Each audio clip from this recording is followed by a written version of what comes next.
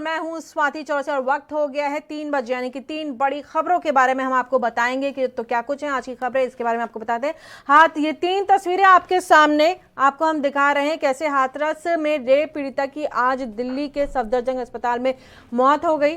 2 दिन पहले पीड़िता को दिल्ली के सफदरजंग अस्पताल में रेफर किया गया था। डॉक्टरों के मुताबिक पीड़िता की रीढ़ की हड्डी और गले में चोट थी, यानी बता दें आपको जो पीड़िता थी उसकी जीभ तक काट दी गई थी।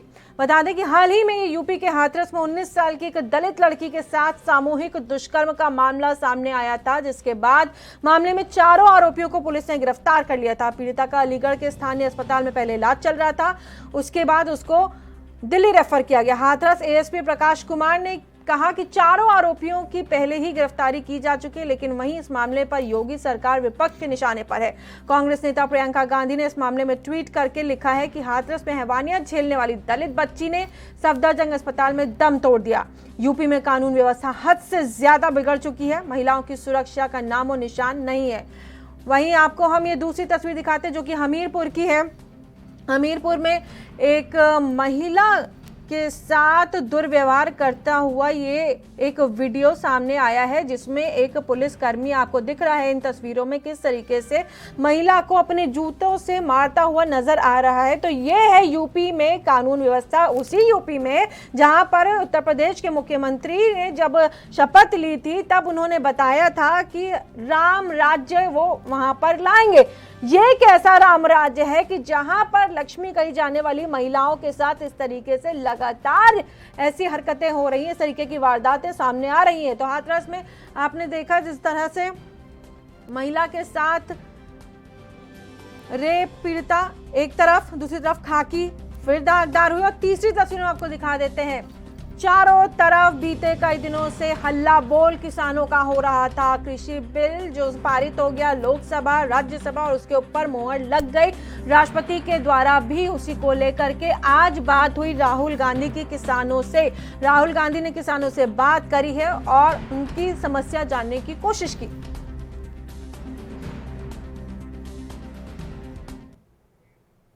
आपको बता दें हाथरस रेप पीड़िता की आज दिल्ली के सफदरजंग अस्पताल में मौत हो गई है। 2 दिन पहले पीड़िता को दिल्ली के सफदरजंग अस्पताल में रेफर किया गया था। डॉक्टरों के मुताबिक पीड़िता की रीढ़ की हड्डी और गले में चोट आई थी, पीड़िता की जीभ भी काट दी गई थी। ये भी आपको बता देते हैं कि हाल ही में यूपी के हाथरस में 19 साल की इस दलित लड़की के साथ सामूहिक दुष्कर्म का मामला सामने आया था, जिसके बाद मामले में चारों आरोपियों को पुलिस ने गिरफ्तार कर लिया था। पीड़िता का अलीगढ़ के स्थानीय अस्पताल में पहले इलाज चल रहा था, उसके बाद उसको दिल्ली रेफर किया गया था, उसको वो सफदरजंग में भर्ती थी। हाथरस एएसपी प्रकाश कुमार ने कहा कि चारों आरोपियों की पहले ही गिरफ्तारी हो चुकी है, लेकिन वहीं इस मामले पर योगी सरकार लगातार विपक्ष के निशाने पर है। कांग्रेस नेता प्रियंका गांधी ने इस मामले में ट्वीट करके लिखा है कि हाथरस में हैवानियत झेलने वाली दलित बच्ची ने सफदरजंग अस्पताल में दम तोड़ दिया। यूपी में कानून व्यवस्था हद से ज्यादा बिगड़ चुकी है, महिलाओं की सुरक्षा का नामो निशान कहीं नहीं नजर आ रहा।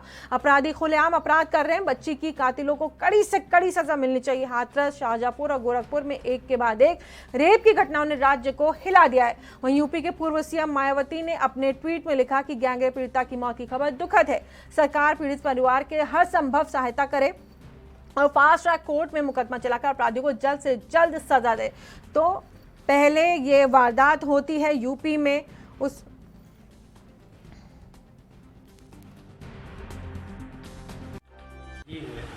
कि पीड़िता जिसे कल परसों हम लोगों ने सफदरजंग हॉस्पिटल नई दिल्ली में बेहतर इलाज के लिए दाखिल करवाया था, आज सूचना मिली है उनके अनफॉर्चुनेट डेथ की। इस सूचना पे चूँकि प्रीवियसली एफआईआर कायम हो चुकी थी 307 में, बाद में इसमें 376D धाराओं की बढ़ोतरी की गई है।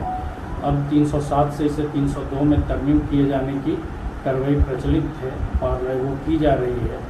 चारों अभियुक्तों की पूर्व में गिरफ्तारी की जा चुकी है। जो 376D सेक्शन लगे हुए थे, उस सेक्शन के आधार पर शासन द्वारा जो निर्धारित धनराशि थी एफआईआर कायम होने के बाद, उसकी प्रथम किस्त 4,12,500 रुपये पीड़िता के मृतका के परिवार वालों के खाते में उसे ट्रांसफ़र कर दिया गया है। शेष धनराशि चूँकि चार्जशीट भेजने और आरोप पत्र के सिद्ध होने के बाद की जानी। तो संजीव सिंह हमारे संवाददाता ज्यादा जानकारी देने के लिए हमारे साथ फोन लाइन पर जुड़ गए हैं। संजीव, यूपी में ये कैसा राम राज्य है?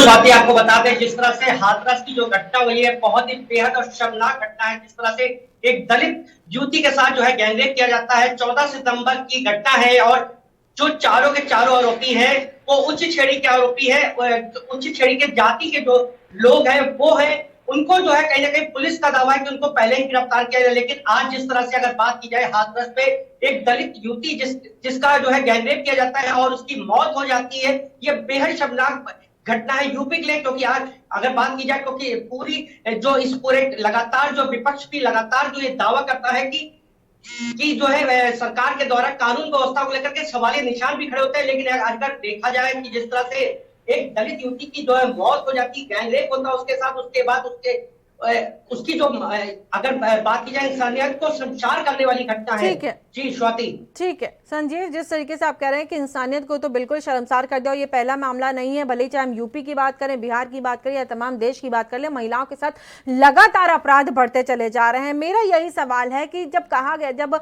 योगी सरकार यूपी में आई थी तो उन्होंने कहा था हम तो यूपी में राम राज्य लाएंगे, तो क्या उस राम राज्य में महिलाओं के प्रति जो अपराध हो रहे हैं उसको रोकना शामिल नहीं है?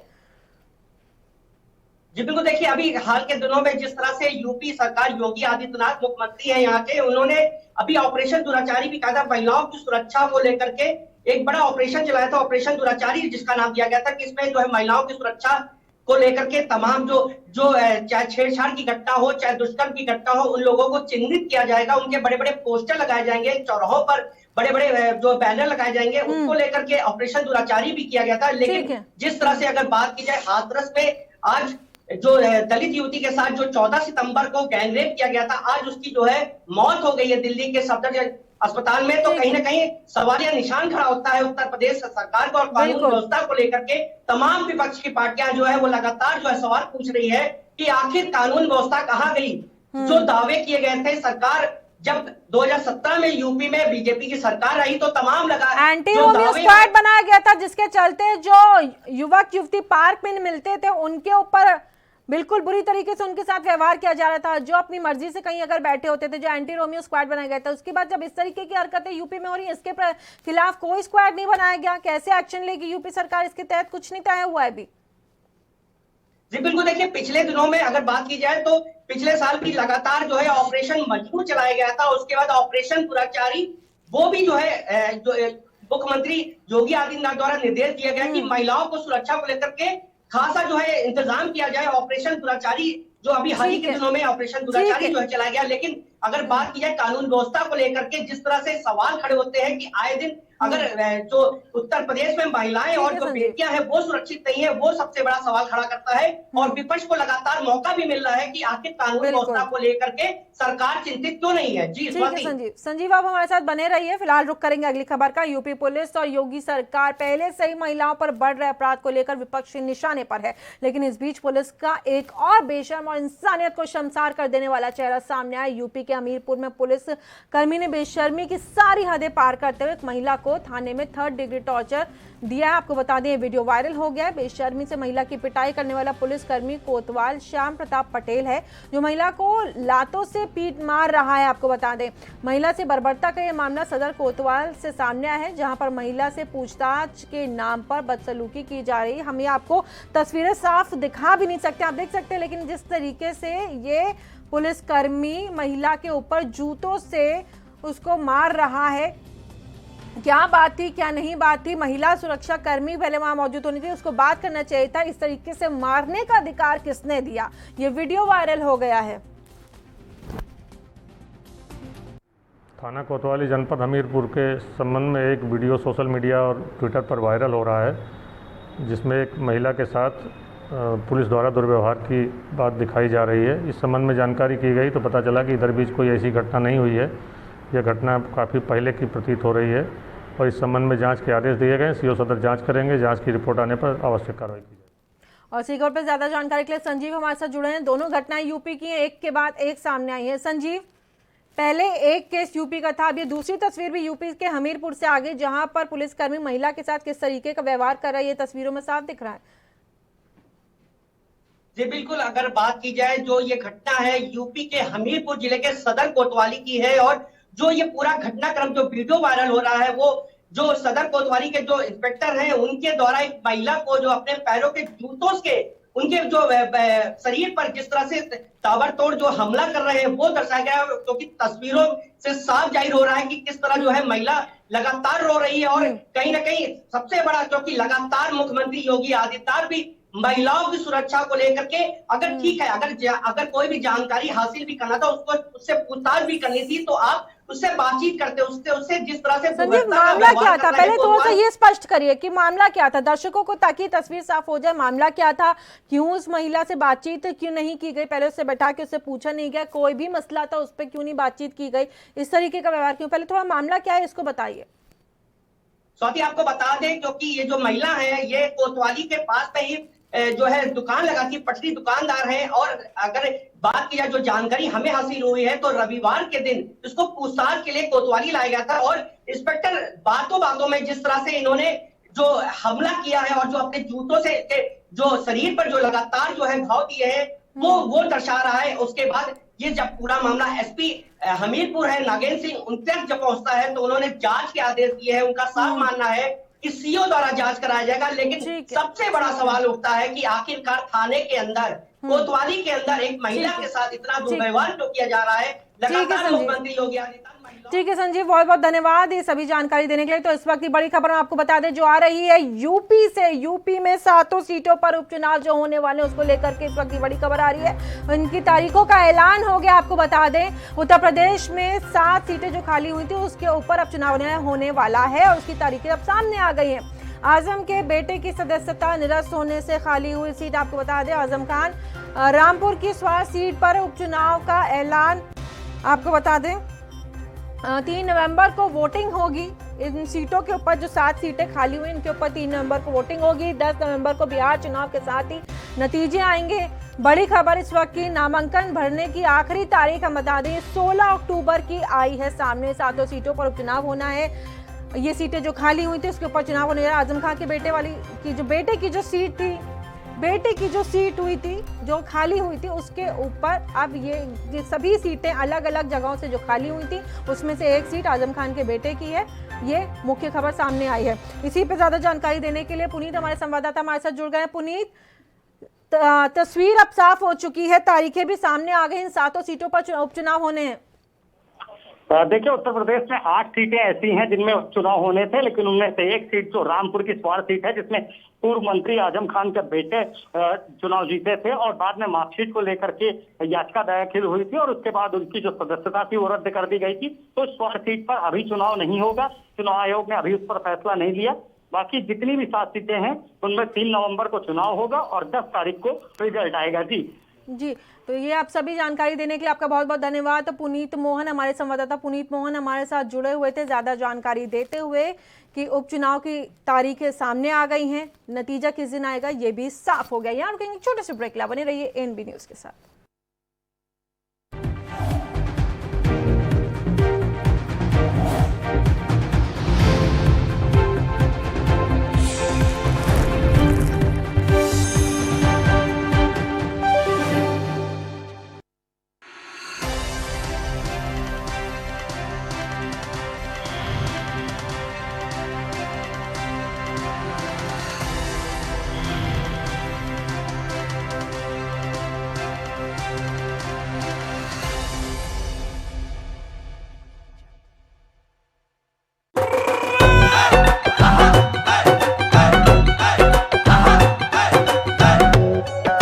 सरदार संगत सिंह अज बहुत खुश है। इन्हें मेरी गल मन्नी ते समझदारी दिखाई, पराली नहीं जलाई, मशीन दी वरतों कीती ते फिर भी इस बार झाड़ च कोई कमी नहीं पाई। सरकार दे आंकड़े साबित करते हैं कि पराली ना जलाउण ते भी फसल पूरी मिलती है। इसे ਲਈ ਤਾਂ ਲੱਖਾਂ किसान भरावां ने विखाई है समझदारी। हुण है तुहाडी वारी। ਤਾਂ ਪਤੇ ਦੀ ਗੱਲ ਇਹ ਹੈ ਪਰਾਲੀ ਨਾ ਜਲਾਏ ਜੋ ਸਭ ਤੋਂ ਸਮਝਦਾਰ ਉਹ। जे तुहाडा कोई सवाल है तो कॉल करो 1800 180 1552 ते। क्या आप दुबले पतले कमजोर हैं, आपकी सेहत नहीं बनती, भूख कम लगती है, वजन नहीं बढ़ता? दरअसल मेन बात खाना पीना खाना नहीं है, मेन बात है खाया पिया लगना। और अगर खाया पिया लगेगा ही नहीं तो सेहत बनेगी कैसे? इसलिए हमारी संस्था सन्यासी आयुर्वेदा ने एक ऐसी दवा बनाई है जो कि आपके पाचन तंत्र को, आपके लीवर सिस्टम को ठीक करने का काम करती है, ताकि आप जो भी खाएं उसका पूरे का पूरा निचोड़ आपके शरीर को लगे, आपकी भूख बढ़े, खाया पिया सही से लगे, नया खून बने, हड्डियों में जान आए, वजन बढ़े, ताकत बढ़े, चेहरे पर नूर आए और आप मोटे तगड़े खूबसूरत पर्सनैलिटी के मालिक बन जाएं। यह दवा पूरी तरह से आयुर्वेदिक होती है। इसका शरीर पर कोई भी साइड इफेक्ट, कोई भी नुकसान या दुष्प्रभाव नहीं होता। लड़के लड़कियां दोनों इसका इस्तेमाल कर सकते हैं और पहले 15 दिन के अंदर ही आपको इसका असर महसूस हो जाएगा। सिर्फ 650 रुपए की पूरे 1 महीने की दवा होती है और आप इसे घर बैठे 01145454545 पर फोन करके दवा मंगवा सकते हैं।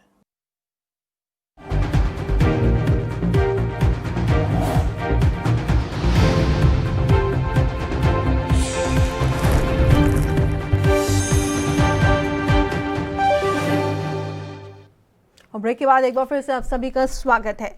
मोदी सरकार के 3 नए कृषि कानून देश में विवाद का विषय बने हुए हैं। कांग्रेस पार्टी की ओर से लगातार इन कानूनों का पुरजोर विरोध किया जा रहा है। कांग्रेस नेता राहुल गांधी ने किसानों से बात की है। कई किसानों के साथ बात करते हुए राहुल गांधी का एक वीडियो शेयर किया गया है जिसमें इन कानूनों को अंग्रेजों का कानून करार दिया गया है। राहुल गांधी ने कहा है कि 3 किसान कानून और नोटबंदी जीएसटी में कोई फर्क नहीं है। पहले पैर में कुल्हाड़ी मारी और अब दिल में छुरा घोंप रहे हैं। राहुल गांधी ने मोदी सरकार पर हमला बोलते हुए कहा कि इन्हें ये बात समझ नहीं आएगी, ये लोग तो अंग्रेजों के साथ खड़े हैं। तो आज वीडियो कॉन्फ्रेंसिंग के जरिए राहुल गांधी ने बात करी देश के किसानों से जो अन्य अलग अलग राज्य के किसान थे। काले धन के खिलाफ लड़ाई है, झूठ था। लक्ष्य था जो हमारे असंगठित लोग हैं, किसान हैं, मजदूर हैं, उनको कमजोर किया जाए। उसके बाद में जीएसटी आई, उसका भी यही लक्ष्य था। कोरोना के समय जब पैसा देना था, पैसा नहीं दिया।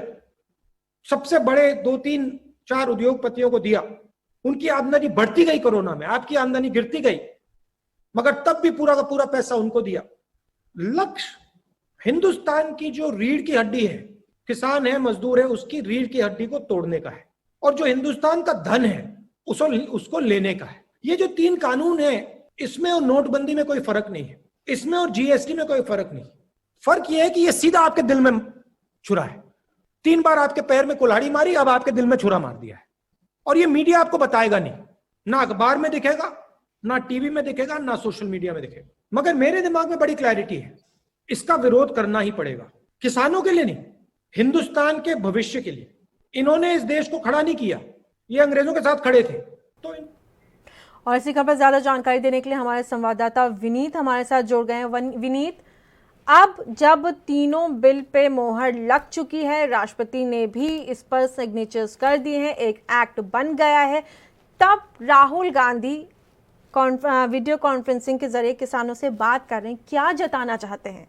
जब समय था, ऐसा तो नहीं है कि इस चीज़ की सुबगाहट कहीं नहीं थी, जितने भी राजनीतिक गलियारों में इसके बारे में बातचीत नहीं होगी या विपक्षियों को इसके बारे में पता नहीं होगा, तब कुछ नहीं किया, अब जा करके इसका करने का क्या मतलब निकाला जाए? देखिए, सीधे तौर पर स्वाति अगर बात करें तो जिस तरह से किसान जो कानून है उसको लेकर देश में सियासत जो है वो पुरजोर कहीं ना कहीं सरगर्म होती हुई नजर आ रही है। और अब ये केवल किसानों का मुद्दा नहीं, बल्कि अब ये बीजेपी बनाम कांग्रेस भी बनता हुआ नजर आ रहा है। जिस तरह से कांग्रेस जो है वो लगातार इन किसान कानूनों को लेकर प्रदर्शन करती हुई नजर आ रही है, ट्रैक्टरों को जलाती हुई नजर आ रही है, केंद्र की मोदी सरकार पर निशाना साधती हुई नजर आ रही है। तो वहीं अब दूसरी तरफ बीजेपी के जो नेता हैं वो भी प्रेस वार्ता के माध्यम से वो भी ट्रैक्टर रैली निकालकर कहीं ना कहीं कांग्रेस पर निशाना साधने का प्रयास कर रहे हैं, क्योंकि किसानी एक बहुत बड़ा वोट बैंक है देश में और हर कोई इस वोट बैंक को अपनी ओर आकर्षित करना चाहता है। और अब जिस तरह से किसानी को लेकर केंद्र की मोदी सरकार की तरफ से 3 बिल जो हैं वो पास किए गए हैं, एक्ट के रूप में तब्दील हो चुके हैं, तो उन एक्टों को लेकर अब विरोध जो है वो शुरू शुरू हो चुका है, क्योंकि कांग्रेस सीधे तौर पर यह कह रही है कि इन एक्टों के माध्यम से कहीं ना कहीं जो किसानी है उसको केंद्र की मोदी सरकार जो है वो निजीकरण की तरफ मोड़ती हुई नजर आ रही है। एमएसपी जो है वो आने वाले समय में खत्म हो जाएगी, जिसके चलते किसानों की जो फसलें हैं उनकी खरीद मंडियों में एमएसपी के आधार पर होती हुई नजर नहीं आएगी, बल्कि प्राइवेट कंपनियां जो हैं औने पौने दामों में किसानों की फसल जो है वो खरीदती हुई नजर आएंगी। जिस तरह से इस वक्त मक्की के हालात की बात करें तो मक्की की फसल जब मार्केट में आई तो उसका जो रेट था 1850 रुपए क्विंटल रखा गया था, लेकिन बाद में उसकी खरीद जो है वो 500, 700 या 600 रुपए क्विंटल के हिसाब से, यानी सरकारी एजेंसियों ने उसकी खरीद नहीं की। इसी तरह की बात इन कानूनों को लेकर भी कांग्रेस जो है वो कहती हुई नजर आ रही है। लेकिन दूसरी तरफ अगर हम बात करें तो एक बड़ा सवाल है कि भले ही प्रधानमंत्री नरेंद्र मोदी जो हैं वो किसानों को समझाने का प्रयास कर रहे हो, आश्वासन देते हुए नजर आ रहे हो, नरेंद्र तोमर कैबिनेट मंत्री की बात करें वो किसानों को समझाने की बात करते हो और ये कहते हो कि किसानों का प्रतिनिधिमंडल जो है हमारे साथ बातचीत करने को आ सकता है, हम उनकी बात सुनने के लिए तैयार है। लेकिन उसके बावजूद पूरे देश भर के अंदर अब आंदोलन जो है वो किसानों की तरफ से बड़े लेवल पर किए जा रहे हैं, ना केवल पंजाब में बल्कि हरियाणा की बात करें, बेंगलोर की बात करें या फिर मध्य प्रदेश की बात करें, यहाँ पर भी किसान जो हैं वो लामबंद होते हुए नजर आ रहे हैं और केंद्र की मोदी सरकार के खिलाफ मोर्चा खोलते नजर आ रहे हैं। ठीक है विनीत, एक सवाल, नरेंद्र तोमर अब कह रहे हैं जब लोकसभा में ये बिल पास हो गया, राज्यसभा में पास हो गया है और राष्ट्रपति की तरफ से भी इस पे मोहर लगा दी गई, अब जाकर के नरेंद्र तोमर कह रहे हैं कि किसान आ जाओ और हम बात कर लें। अब वो क्या समझाएंगे? एमएसपी की बात हो रही, जहां 1800 की एमएसपी तय होती है उसमें 800 रुपए का अगर उसका फसल बिकती है किसानों की, अब जब एमएसपी ही नहीं रहेगी तो जो 1000 रुपए भी अगर वो लेकर के जाएगा किसान, सामने वाला जो व्यापारी है उसको अगर 400 रुपए में दे तो कितना नुकसान उसका होगा। इस बात की लगता है कि कहीं पे सरकार को समझ में नहीं आ रहा है या क्या है? किसानों की जो दिक्कतें इनको पहले क्यों नहीं तय किया गया? अब जब सब कुछ हो गया है, रास्ता साफ हो गया, अब ये एक्ट बनने जा रहा है, तब आप कह रहे हैं कि हम आकर किसान आ सकते हैं, हमसे बात कर सकते हैं। अब क्या?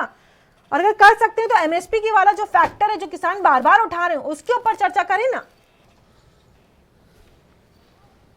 बिल्कुल बिल्कुल, देखिए सीधे तौर पर स्वाति यही एक बड़ा सवाल है कि जब आपने एक्ट के तौर पर इन कानूनों, इन बिलों को एक्ट के तौर पर तब्दील करवा लिया है, आपने राज्यसभा में, लोकसभा में ये बिल जो है ये पास करवा लिए हैं, राष्ट्रपति के पास मंजूरी के लिए भेज दिए, राष्ट्रपति ने भी इन पर मंजूरी लगा दिया है और ये कानून बन चुके हैं, तो ऐसे में क्या कानूनों में बाद में बदलाव करने का मादा रखती है केंद्र की मोदी सरकार? क्योंकि अगर इनमें किसी तरह का बदलाव करना होता तो जब कैबिनेट के अंदर इसको लेकर कहा जा रहा था विरोध हुआ, या फिर जब लोकसभा में इसको लेकर विरोध हुआ, राज्यसभा में इसको लेकर विरोध हुआ, तो उस समय क्यों नहीं इसके ऊपर विचार विमर्श किया? क्यों किसानों से इसकी राय नहीं ली गई? अगर राय ली जाती तो शायद आज किसान जो हैं वो सड़कों पर ना होते, वो केंद्र की मोदी सरकार के खिलाफ मोर्चा खोलते हुए नजर ना आते। हाँ, अब बीजेपी को इतना पता है कि कांग्रेस जिस तरह से लगातार इस मसले को भुनाने की कवायद में जुटी हुई है, भले ही कांग्रेस इस मसले पर राजनीति करने की कवायद कर रही हो, लेकिन दूसरी तरफ किसान जिस तरह से बीजेपी के खिलाफ लामबंद होते नजर आए तो मजबूरी में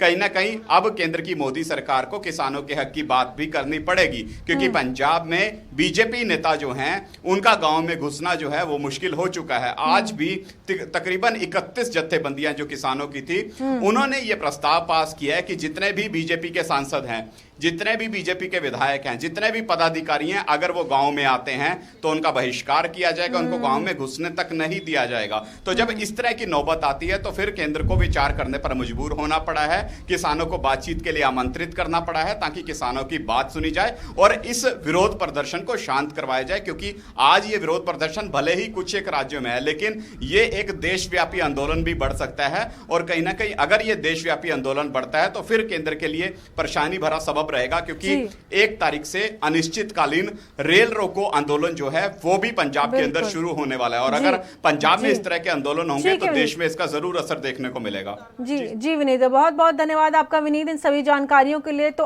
अब जब चौतरफा वार हो रहा है सरकार के ऊपर, तब सरकार ने सुध ली है और किसानों को आमंत्रित कर रहे हैं कि आइए हमसे बात करिए। लेकिन क्या कुछ होगा आगे, ये सारी खबरों से हम आपको रूबरू कराते रहेंगे। इस बुलेटिन में फिलहाल इतना ही। देश और दुनिया की तमाम बड़ी खबरों के लिए आप बने रहिए एएनबी न्यूज के साथ।